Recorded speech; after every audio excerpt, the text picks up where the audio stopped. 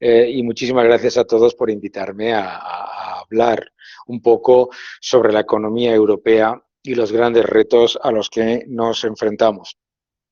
Um, Juan, que ha hablado antes, Juan Torres, y yo, junto con Emilio Ontiveros, escribimos un libro hace ya tiempo, se llamaba Hablando se entiende la gente, en el que hablábamos de eso precisamente que él ha terminado diciendo y sobre con lo que me gustaría empezar, que es la importancia de que en este momento los economistas tengamos un papel doble. El primero es el de unir las sensibilidades de unos y otros y el de dar soluciones que puedan, que estén, digamos, consensuadas y aceptadas por la mayoría de los economistas. El segundo, es muy importante, es que como economistas tenemos que tener la labor de Pepito Grillo clave. Es decir, hay un grave riesgo en la Unión Europea de que los gobiernos están crecientemente rodeándose de economistas cuyo mensaje fundamental hacia los gobiernos es el siguiente: usted puede hacer lo que quiera, cuando quiera y como quiera, y no pasa absolutamente nada. Yo creo que es extremadamente importante ahora, precisamente, recordar lo que acaba de decir también Juan, ¿no? Me gusta que haya comentado el gran riesgo de la deuda improductiva. ¿Qué es deuda improductiva? Deuda improductiva es la que se acumula para financiar gasto corriente y para financiar actividades que no generan rentabilidad económica real y por lo tanto se convierte en una losa para el crecimiento futuro, para el empleo y para la productividad. La productividad es un problema clave en la Unión Europea. La Unión Europea lleva mostrando unos niveles de crecimiento de la productividad que son inconsistentes con una economía desarrollada y fuerte. Y además nos encontramos con importantes debilidades antes del COVID-19. Uno de los grandes errores que podemos cometer ahora mismo como economistas o como políticos es el poner todos los problemas estructurales de la economía europea dentro del paraguas del COVID-19.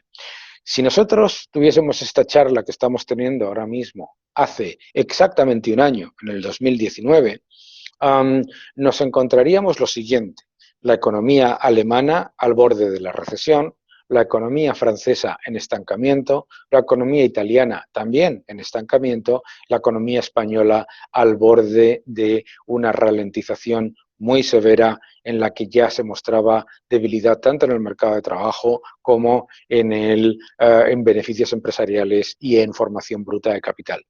Entonces, debemos ser primero conscientes de que incluso si olvidásemos lo que ha pasado en el año 2020, en el año 2020 las estimaciones más optimistas que había en el mercado para la Unión Europea asumían un crecimiento del 1,2-1,3%.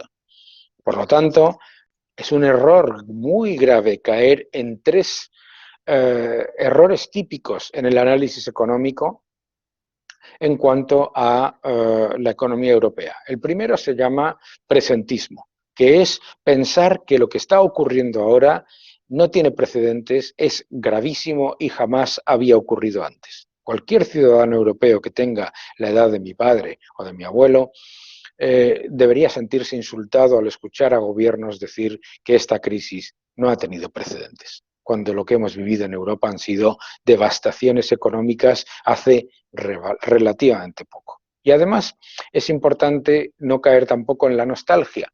Hablábamos primero de presentismo, segundo de nostalgia. Nostalgia es pensar que en el pasado todo iba mejor. Los grandes problemas de la Unión Europea, esa máquina de crear deuda que comentaba Juan, ese problema de crecimiento de la productividad y el problema del empleo. Recordemos que la Unión Europea empieza la década de los años 2000 con un desempleo muy similar a el que tenía Estados Unidos, y que poco a poco nos hemos encontrado como el desempleo duplica, ¿eh? Así que es extremadamente preocupante ver cómo caemos en ese error de nostalgia, en ese error de presentismo. Y también es muy preocupante caer en otro error, que es el de la distopía.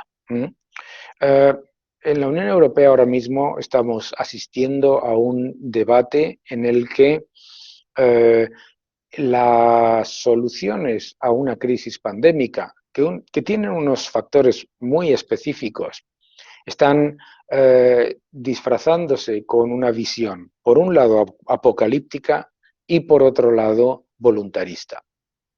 ¿Apocalíptica en qué? En pensar que no vamos a salir de esta crisis. Seguro que vamos a salir de esta crisis. ¿Y voluntarista en qué? En pensar que lo que va a hacernos salir de esta crisis son los mismos errores que cometimos en el pasado. Si cualquiera de vosotros escucha ahora mismo el debate económico, leerá que los fondos de la Unión Europea van a ser la gran panacea, que el Banco Central Europeo apoya y que por lo tanto en esta crisis se están haciendo políticas diferentes a las que se llevaron a cabo en la anterior crisis. Y es absolutamente falso. En el año 2009, las políticas que se llevaron a cabo ante la crisis mal llamada financiera internacional, porque era una crisis de exceso de endeudamiento fundamentalmente, nos encontramos con una serie de políticas que están orientadas a ¿qué? Primero, enorme bajada de tipos de interés. Segundo, enorme expansión del balance del Banco Central Europeo. Tercero, enorme emisión de programas de recuperación. En el año 2009 se presentó el plan de crecimiento y empleo de la Unión Europea, con el cual se gastaba más de un 1,5% del Producto Interior Bruto de la Unión Europea, y eso no evitó la crisis. Y era un plan que además de ese se le añadió otro después, que fue el plan Juncker. Por lo tanto, como analistas debemos ser conscientes de la extremadamente baja efectividad de este tipo de programas. Ya lo hemos visto con el Plan de Crecimiento y Empleo y lo hemos visto con el Plan Juncker. Y recordemos que el Plan de resiliencia, disculpad, y recuperación de la Unión Europea no deja de ser exactamente, está orientado exactamente de la misma manera que estaba orientado el Plan Juncker o el Plan de Crecimiento y Empleo de 2009. Y también se hizo exactamente lo mismo, aumentar enormemente los déficits para, digamos, preservar el entorno económico del momento. Y yo creo que es clave entender que una crisis pandémica como la que estamos viviendo ahora mismo tiene ramificaciones mucho más importantes de lo que nosotros a veces pensamos. El primer efecto es que el cierre forzoso de la economía por decisión gubernamental genera muchos mayores efectos de solvencia, de liquidez y de destrucción del tejido empresarial que una crisis de demanda. Hemos visto, por ejemplo, cómo en la crisis que llevamos del año 2020 en España se han destruido más empresas que en toda la crisis 2008 a 2011. Hemos visto, por ejemplo, cómo la idea de que el cierre forzoso de la economía no va a tener un impacto a medio y largo plazo ya está desechada. Muchos lo alertamos en su momento, Juan, yo mismo, que no se podía caer en el voluntarismo de pensar en la recuperación en V, y no está ocurriendo, ¿no? ¿Por qué? Porque se genera primero un problema de solvencia. El problema de solvencia no se soluciona ni con fondos europeos ni con liquidez. ¿Por qué? Porque las empresas se encuentran con que mueren por capital circulante, es decir, se les mantienen los gastos y los impuestos mientras las ventas caen significativamente. Segundo, Las políticas de demanda de los gobiernos, que suponen gastar más, inyectar más liquidez, bajar tipos de interés, no generan un aumento de la demanda de crédito, porque el problema no es de demanda de crédito. El problema no es que las empresas y los ciudadanos no tengan acceso a crédito, sino todo lo contrario, o a crédito barato, sino que lo que se están encontrando es con una destrucción de su nivel de ingresos. Por lo tanto, las medidas deben ser una combinación, por supuesto, de medidas de demanda, porque las hay, y se están llevando a cabo en muchos países europeos, pero se tienen que dar medidas de oferta, como ha comentado también Juan, reducción, exoneración de impuestos, reducción de trabas burocráticas y reducción de procedimientos administrativos. Esas dos últimas no se han llevado a cabo en la Unión Europea. Y a mí me da la sensación que uno de los grandes problemas de la Unión Europea es no enfrentarse a sus grandes dificultades de cara al futuro. En esta crisis, China y Estados Unidos van a encontrar una manera de colaborar. Y es la mal llamada guerra comercial, que no deja de ser una negociación, terminará con un acuerdo y ha terminado con un acuerdo. Sin embargo, la Unión Europea se encuentra en una situación de daño colateral ante dos grandes potencias que están de alguna manera abocadas a entenderse en cualquier caso. Y la Unión Europea tiene una visión endógena en cuanto a el futuro económico que la hace perder competitividad, perder acceso a industria y, por lo tanto, reducir el potencial de empleo. El segundo gran problema es el tecnológico. Muchas veces se habla de que la Unión Europea está perdiendo la batalla tecnológica. Yo siempre digo que la Unión Europea no se ha presentado a la batalla tecnológica. La enorme revolución tecnológica que estamos viviendo en todo el mundo está demostrada en el hecho de que, por ejemplo, hoy, mientras estamos hablando, prácticamente el 27% del índice de las 500 empresas más importantes de Estados Unidos son empresas tecnológicas. En el caso de China, aproximadamente el 20-23%. En el caso de Europa, no llega al 4%. Y las empresas que se llaman tecnológicas dentro del índice de las 600 empresas europeas más importantes son, al menos podríamos debatir, expansión, mientras en Francia y en España tienes una fuerte contracción. Una fuerte contracción que es como mínimo peligrosa. Y es peligrosa porque estamos fiando todo a lo mismo que en el año 2009. Y cuando fiamos toda la recuperación a los mismos factores que en el año 2009, nos podemos encontrar con una recuperación con muy poco empleo, con un gran problema de tejido empresarial destruido, según el propio Banco Central Europeo. Prácticamente el 25% de las empresas en Alemania se encuentran con problemas de solvencia, mientras que en el caso de España llega al 35-40%. Por lo tanto, se tienen que tomar medidas serias, en cuanto a lo que tiene que ver con la mejora del tejido productivo. Me vais a disculpar que parece que ha habido un problema de conexión, por lo tanto voy a repetir. Lo que decía es el gran riesgo de que la economía europea salga de la crisis con medidas que lo que generan es mayor estancamiento a medio plazo. Esto es clave, porque sabemos, por el ejemplo de Japón, que cuando se utiliza la deuda para aumentar gasto corriente, sabemos, por el ejemplo de Japón, que cuando se utiliza la deuda para perpetuar desequilibrios ya existentes, la salida de la crisis es más lenta, con menor productividad y con menor crecimiento de los salarios reales. Al haber menor productividad, menor crecimiento de la productividad, los salarios reales también empeoran.